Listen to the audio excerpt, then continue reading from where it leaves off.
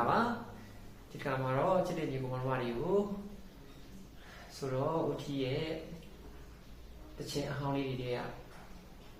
အရင်ကောင်းတဲ့တခြင်းလေးကိုဖြစ်တဲ့မြေမျိုးမိုးဆိုတဲ့တခြင်းလေးကိုဒီခက်ဒီဆိုပြချင်ပါတယ်ဒီတခြင်းလေးက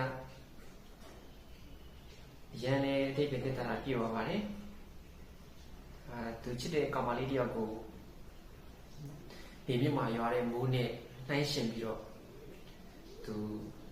ဆုံးလွတ်လိုက်ရတယ်ဆိုတဲ့အကြောင်းလေးတွေပေါ့နော်အဲ့ဒါလေးကိုဒါဒီတစ်ချက်မှာရွတ်ဖွဲ့ထားတာတွေ့ပါတယ်နောက်ဆုံးပိုင်လေးမှာဆိုရင်လေသူ့ကိုသူပြန်ပြီးတော့ပေါ့ပြန်အားတင်းနေတာပေါ့နော်ဂီတာအိုတော်မှတန်စင်လှလှပပနဲ့ဆိုရင်တချင်းတွေတို့ဖြစ်ပြီးလို့ရှိရင်သူ့ဘဝဆိုတာလေဒီအချစ်စစ်ဆိုတာရှိနေပါသေးဆိုပြီးတော့လူစာသားလေးတွေနဲ့ပေါ့နော်ကျွန်တော်အရင်လေးဒီတချင်းလေးကိုတန်စင်လေးကိုလည်းရနှစ်သက်ပါတယ်ဒီတချင်းလေးမှာရေးထားတဲ့ဒီစာသားလေးတွေတုံအထိပ်ပဲလေးတွေလည်းအရင်ကတော့ကြပါတယ်အဲ့တော့ချစ်တဲ့ညီကိုနောက်ထပ်ကြည့်ပါ